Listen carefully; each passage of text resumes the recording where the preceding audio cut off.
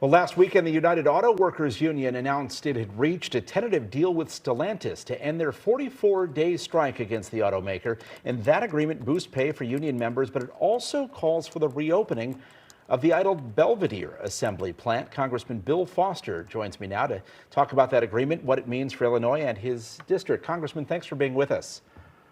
Well, thank you.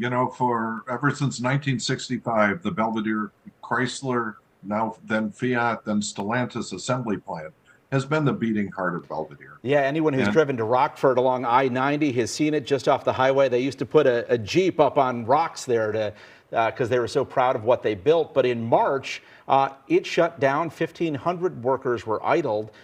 Why do you think Stellantis agreed to reopen this specific factory? well, for more than a year, the governor has been working hard to provide any kind of future for that plant.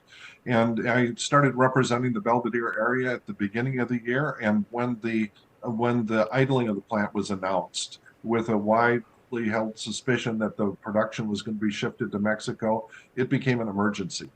And so the governor's team, and together with the local government officials, the Illinois State House representatives, and the federal delegation, it was an all hands on deck situation, making sure that every incentive was provided to Stellantis to do the right thing and provide a future for that assembly plant in the era of the electric vehicles. So as part of the strike settlement, Stellantis had agreed to accept those incentives and guarantee there would be a new product line built and build a giant factory alongside. It just, it may be snowing and miserable weather everywhere, but the sun is shining in Belvidere right now. That plant employed, I think, about 1,300 people when it went idle at the end of last winter. At its peak, I think it employed about 5,000. Do we have a sense of how many jobs will be returning to that area? We are hoping that the new battery plant will be about 1,000 jobs. There's also going to be some facilities consolidated at Belvidere, and that is something that will provide additional jobs. So this is going to be a huge positive for the total number of Stellantis jobs at Belvidere. We hear so much about the push to electric vehicles across the country. It is controversial. I wonder your thoughts. You're uniquely situated as a scientist before you went into politics, to talk a little bit about what you think the progress towards electric vehicles is going to look like, and potential stumbling points too. Yeah, well, the single biggest factor is that batteries are going to get better and better and better.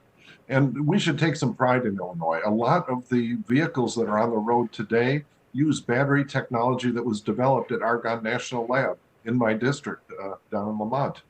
And the Argonne Lab has been leading a national consortium to develop more advanced batteries. So what we're going to see is that the cars are going to have greater range, faster charging times, and a number of improvements driven from better battery technology. And that's going to make it an easier and easier sell to the general public of the benefits of electric cars. Congressman, I know that UAW deal still needs to be ratified, specifically with Stellantis. Do we know how quickly we'll start to see that plant reopen once it is ratified? Yeah, well, I believe it's going to be Thursday when the deal will be presented to the union, the local leaders, and then they're going to go back to their home districts and present it to the workers. And there will be a voting procedure that will, take some number of weeks to make sure that. But it will be the workers making the final decision on this. And then I guess plant reopening to be determined. Congressman Bill Foster, thank you for your time. We appreciate it. Thank you.